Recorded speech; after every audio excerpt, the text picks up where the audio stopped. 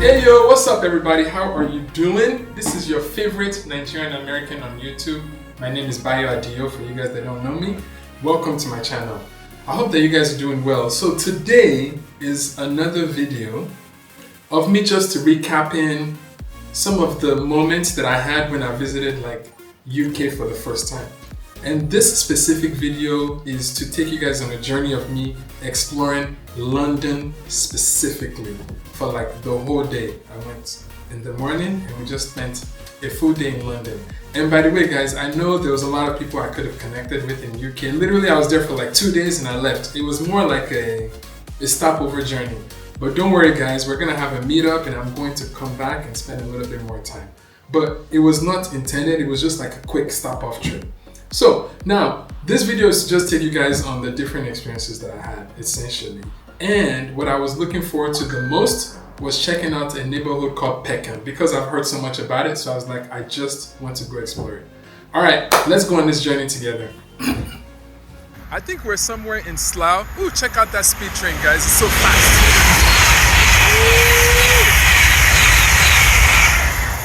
That's a fast train. But yeah, I'm somewhere in Slough, UK area here, and I am going to London for the first time with the wife, and we're just gonna go explore, check it out. But the place that I'm looking forward to the most is the Peckham area. The wife would do some touristy things. We'll check that out. I think the Ninja Brand Chick Festival is happening. We'll check that out. Just gonna spend a whole day there, see what it's about, and I wanted to take you guys also with me on the adventure. Let's go. All right, we are finally on the train en route to London, somewhere on the Elizabeth line. So it looks like we are now at Paddington Station, trying to connect to an underground or national railway to get to where we're going. So that's where we're going. Where are these ladies? Oh, there they are. Before I missed them. This is so many people. It is.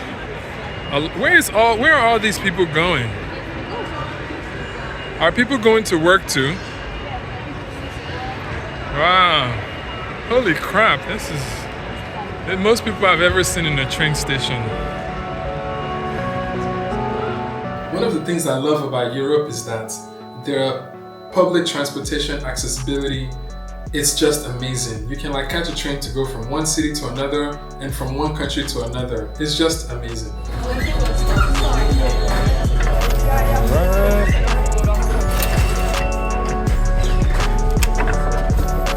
We're out.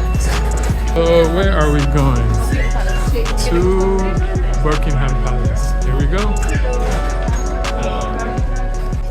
All right. It looks like we are finally here in London. I might have to go look for a restroom. Alright? And you guys would not believe, literally 30 seconds after coming out of the train station, somebody called my name and I was like, wait, what? And it was somebody that watches my channel and he was at work. I think he was doing the security thing. So that was kind of cool. I was like, how come people are recognizing me in this country? So I now crossed over, we went to meet with him, we chatted a little bit, we talked about farming, business, Nigeria, work, all of that stuff. So that was a very warm hug and embrace into London. So I really, really liked that. That was my first experience. So after checking that out, wife wanted to go check out Buckingham Palace and all of this stuff. So it was kind of cool just to walk the streets a little bit. There was a lot of people on the streets, more than I thought there would be. It was almost like you're in the middle of New York. There was just people everywhere. All right. So we're now checking out Buckingham Palace. Not really my jam. I don't even know what people come and see. There's a lot of people. But it's nice as a souvenir just to know we are here. So I came with my wife to take a photo and we're headed to the next station. But it's cool. Royalty lives over here. But I did not go inside. So that was the first stop. Those are London looking taxis.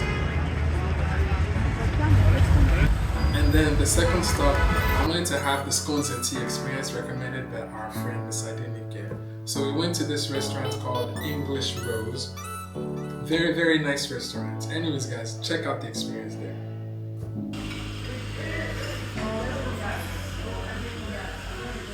So now we're here for the scones and tea experience in London. Another one of my food tours experiences by the Buckingham Palace. That's right. So here's a little 360 view of what the environment looks like. Cool. Very cool. Oh, they want you to tag them in your post as well. Oh, okay. English Rose, Cafe English Rose. Our tea's here. So you got the fingers on. So now you can do your pinky finger. Very cool. Let's take a picture as you're serving it. I was going to take a video as you're serving I want to take the experience. Do you mind? Oh, you don't mind. That's fine. I'm mainly show the thing. Okay, here you go. That's my hot chocolates. Thank you. I forgot to tell them to take off all the whipped cream, but I'm going to enjoy this with all of its experience and glory. So that's what we got so far. And that is a teapot for two, right? Yep. And our scones are here. All right. Raisin scones. Blueberry. We're going to try all of them. Clotted cream and Vanilla in the house. And then the cheddar cheese. And cheese. Wow. We got different. Thank you. Fantastic. They come warm, so it's nicer to eat them warm. So we got 3, we got 4. All of that. Ooh, that's my English muffin. Fantastic. Can I get you in it? Like It's beautiful. Do you want ketchup? Please, a little bit of ketchup on your side. I'm going to take a picture. So the English muffin here, we have egg, bacon, and sausage. Now this brown sauce, I don't know what this brown sauce is. But let's try it.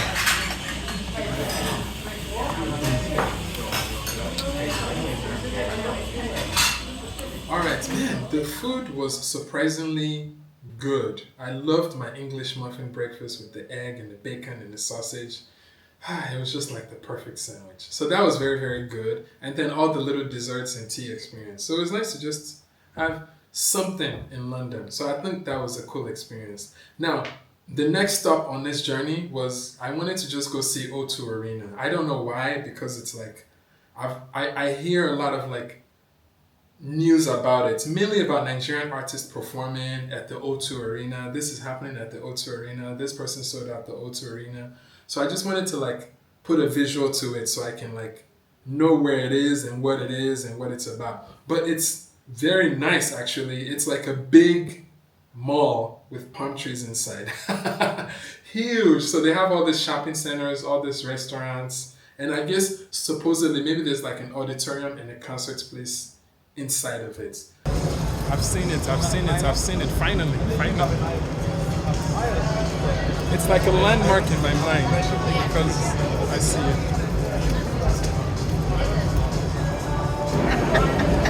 Alex seeing her long time lost friend. After 90 years. Wow, I can't believe it. Almost 20 years. That's crazy. So we just left the O2 Arena over there. So we're gonna go check out these cable cars. Check them out. Look at them. I just wanted to see London from like a bird's eye perspective. And the water and the downtown and the coastline. I just wanted to see all of it. So this was a cool experience. A little bit scary, but it was a cool experience to just kind of see London. It gives you a fresh perspective of what the city looks like, which was beautiful. Going higher. Mm-hmm. Very, very cool. I find it relaxing. So if you guys ever get on this and you hear it shaking and vibrating, don't freak out. It's normal. It's completely normal. I love any city that has like skyscrapers and like a water feature to it. Like I like I like how Lagos is set up. I like how London has water. I like how Miami has water. I like how Chicago has like a water feature. I just always like those type of downtown cities that has like a water feature next to them. So yeah, so it was cool to see that. So this is the business districts. So you can see all big banks, Barclays, City, HSBC. Very cool.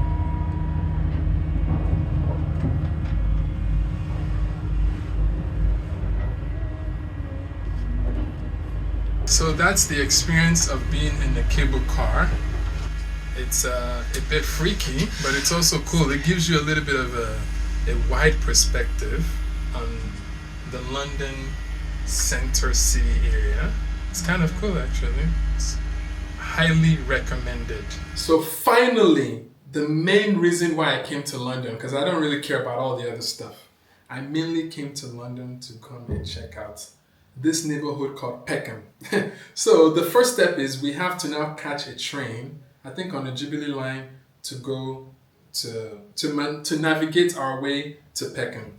And while we were on the train, surprisingly, there was like some sort of announcement that there's a signal failure of some sort, that everybody has to now vacate this train and find an alternative route or alternative mode of transportation. All right, on our way to Peckham. And they just told us to take an alternative route on the train. So we're now scrambling looking for an alternative route with all these people. So yeah, so let's go see how we're gonna connect. So we were on the Jubilee line. So everybody's now routed to go and take the bus because of signal failure. So that is what all of these people is doing. What an adventurous day. So great.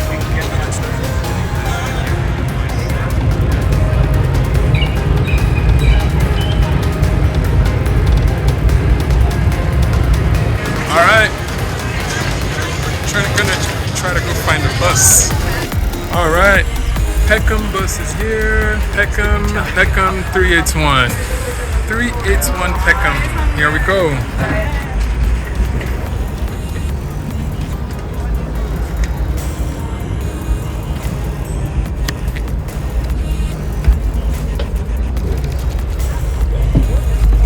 Alright. We're going upstairs. Oh, I didn't know this was a double-decker bus. Oh, very nice. Wow. So, we got lucky. Peckham. Yeah. So, here we go. My heart rages around like an ocean in my head, because there are so many things that I left unsaid.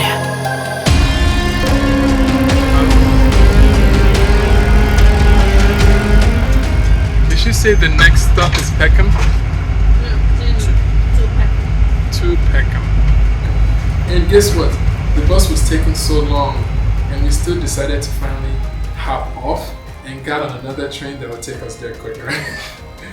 Oh! Alright, we are here.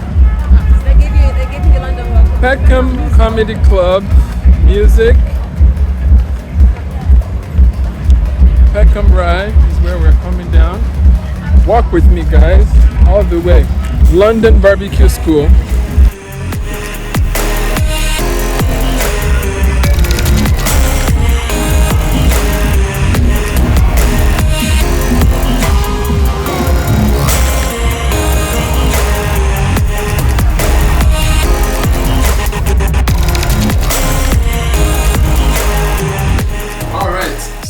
Going into Peckham, this was a very, very, very interesting experience. So as soon as I got to Peckham, I met another subscriber, which was cool. So we got a chance to chat a little bit. So that was like the second person that recognized me on the streets of the UK.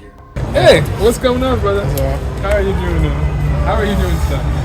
Good. How long have you been here? 20 Yeah, but I do come to the restaurant. Wow, that's But I actually really want to see you, and I've actually sad to that because there's some talking about there's some business in planting and ministry. Oh, fantastic. Yes. Doing water for business. Very, very, very interesting. Fantastic. And then I've never had my life stopping anything. Yeah. But actually, my wife is. That's okay, absolutely. Alright. So like here, I was just like, holy crap, there's black people everywhere. There's not just Nigerians though. I actually thought it would be predominantly like Nigerian, but there were like Jamaicans, there were Lebanese, there were Chinese, there were Africans from different countries. I definitely saw I heard a lot of pidgin English. I heard a lot of Yoruba, people speaking Yoruba, so it was like, it was kind of very unique. You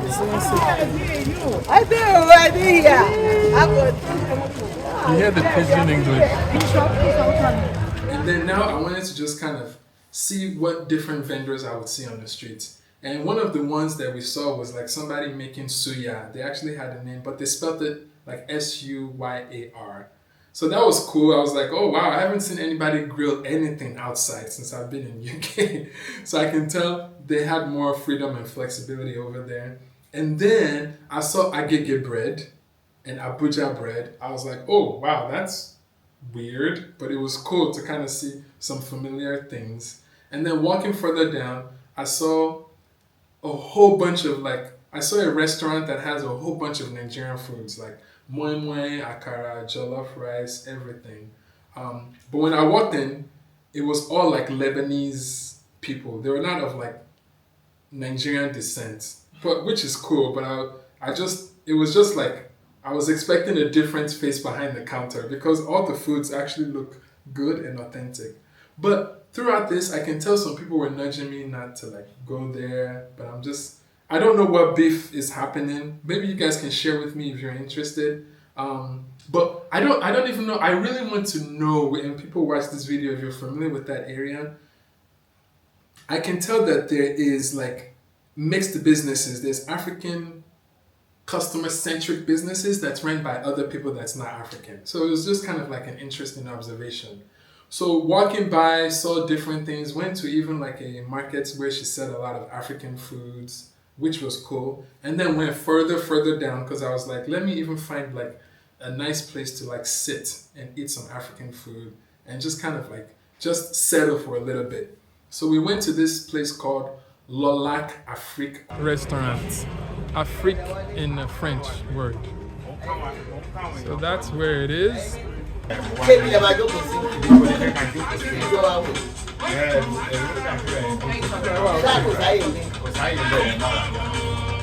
Apparently, this mama has been there for 20 years, and I was like, holy crap. So looking at their menu, they have all types of stuff like moi moi and amala and rice and stew and a lot of different stuff. So that was cool. So I decided, okay, we're just gonna patronize her and we're gonna sit and we're gonna chat.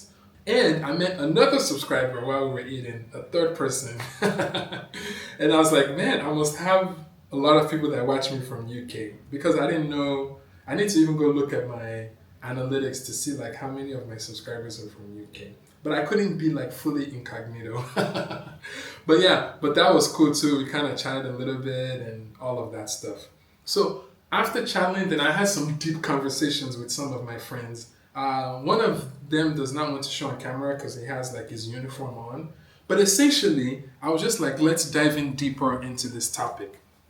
And what I was trying to find out is, I was telling them that, wow, a place like Peckham is actually nice because for people that want to travel outside of Nigeria, it could be like a nice soft landing place. Maybe that's a bit more affordable, a bit more cheaper, that they can kind of hang out, be a part of a community before they now spread their wings and integrate themselves into like the UK culture or whatever job. So I started asking about like how much is rent, and all the numbers they were telling me, I was like, for people watching, I don't even know if I have, but for people watching, that's like paying 3 million naira a month. Right. And that's like for a small space. Okay, so in Newport, when I moved there in 2012, so I told you my parents' house, right? So if you move from Newport, when I moved there, it was $650 to rent a 3-bed house in 2012, right?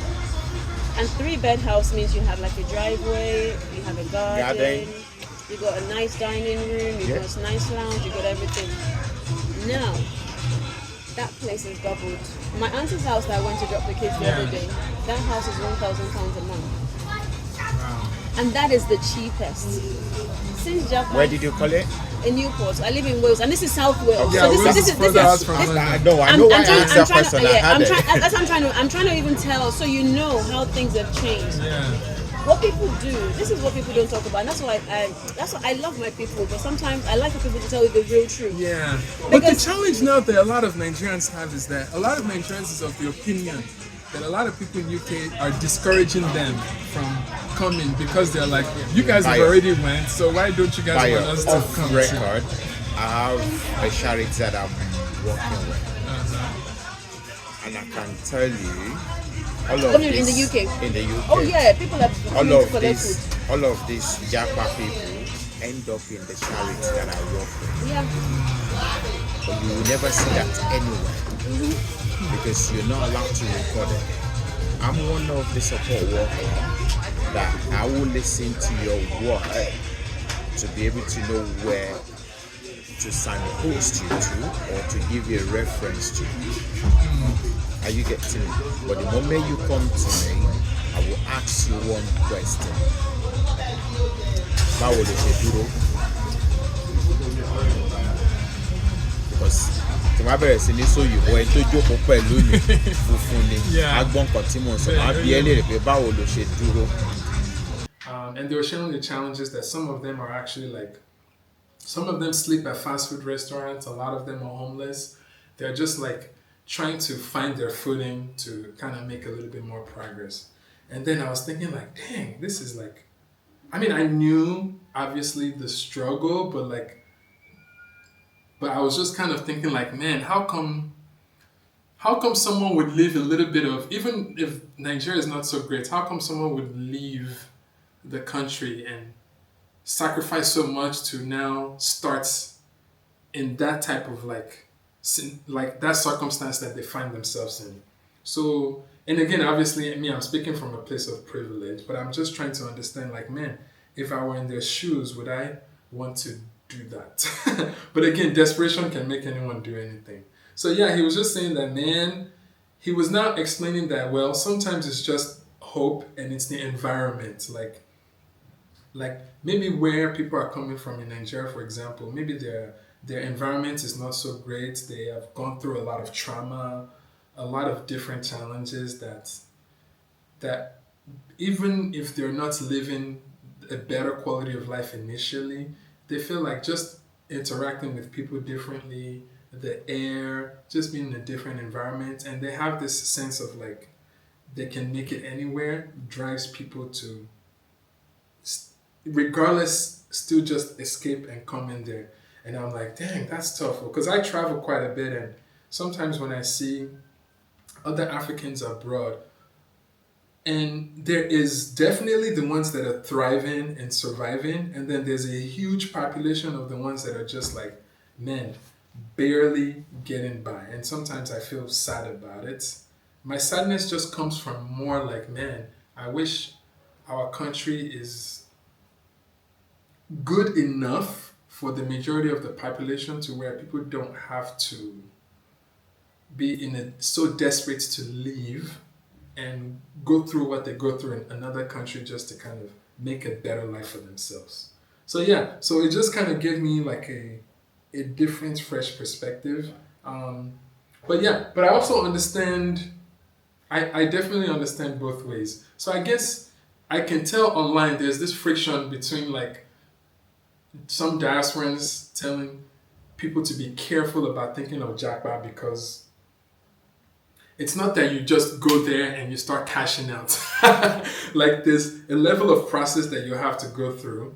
Or the advice is like, if you still have some assets or property, don't just sell everything out of desperation. Still keep something back home, just in case things doesn't quite work out as well as you want. Instead of you being stuck and not having any option. Like you can't go back and then you can't thrive and all of that stuff. So anyways, I was just kind of taking it all in, just trying to understand like their lifestyle, the people that are thriving, the people that are just coming. Yeah, so that's all this conversation was about. Just kind of chatting about it. So after getting that perspective, after sitting down, getting that perspective, and I also understand the people stuck there who like the people in Nigeria feel like, man, you are there, so you should have a lot of money to send us home. And just the guilt and the shame of some people struggling, but they still can't come home to visit because the expectation is already high on them that you are there, you should be taking care of us.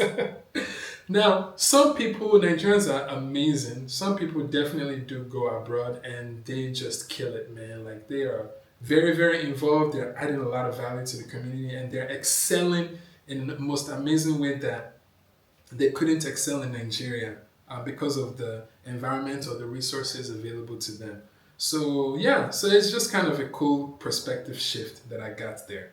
So yeah, that was my experience in Peckham. One thing that was funny that's not captured in video, when I got there, like when we walked closer to the restaurant, literally when I got there, I saw like a policeman chasing somebody down the street. And that was just so funny to me. And a lot of people around me was not fazed, but it was just funny that, man, I must be in kind of close to the ghetto. But there was also some cool things. Another observation that I made was that although the area is highly populated with these people in different developing countries, I did notice that the place is definitely becoming more developed or gentrified as they call it. So there's definitely a lot more restaurants, a lot more developments, and a lot more builds coming into that area. So I do forecast that eventually all of this area would probably slowly disappear through developments, depending on what's going on. Then it kind of got me thinking that, man, this could have been a great opportunity for the people over there to actually build a thriving community. Like buy properties there, put money together, get a lot of restaurants, develop your own school, and develop like a nice Afrocentric community there. But what I observed was that there's not a lot of that cohesion for people wanting to build together. Guys, you'd be surprised. A lot of places, even the African food that I saw, were not ran by Africans. A lot of the store, I even saw like a Ghana market that's ran like by a Chinese guy. And I even went by this shop I'll show you guys the clip. I was like swearing, like with the way the branding is, with everything is, there's just no way this is not ran by like an African or a black person. And I went in there, it was like an Indian person running the shop, Indian host. They didn't even put like an African person to be like the person checking out the guest. And this was like all majority African hair products, like afro, braids, everything in there. The place is even called Afro Hair. And I started thinking like, damn, it was just weird that there was a lot of businesses there that was not ran by African and black people. Guys, I said I was going to pass out that there's no way this African store is not ran by a black person or an African. And to my surprise, it's not. So I'm passing out. Please record it, yes. Of course not. Can you believe it? That is not my size. I cannot believe it. I said the outside. Huh? Crazy. I would like to get the thoughts of the people watching this video. Is this what's happening? Is it just that we don't have the capital to do it? Are people not working together? Is it just, are people okay with it and they support these businesses? Is it more like there's a high population of African there and all these people found a market to serve and people are happy about it, that they actually bring these products to them? I just want to know. But yeah, I did not feel great about it. But yeah, because I feel like that was like a good opportunity where a little bit of community can be built, but it's not leveraged that way. But maybe because there's not like a community of people working together to develop that neighborhood. What I was expecting to see was something similar to like Chinatown. If you guys know in different countries, they have this Chinatown where they've just, all the markets are Chinese and they've just found a way to kind of like build around there. But I think eventually everybody will be kicked out of there. Eventually, that's just how development works. So yeah, anyway, that is my experience in exploring London for the whole day. I just wanted to share that experience with you all. But please feel free to correct me, educate me below on like my own thought process about this area. Thank you guys so much for watching. I appreciate it. This is just a good way for me to journal my own experiences as I'm just kind of maneuvering different places.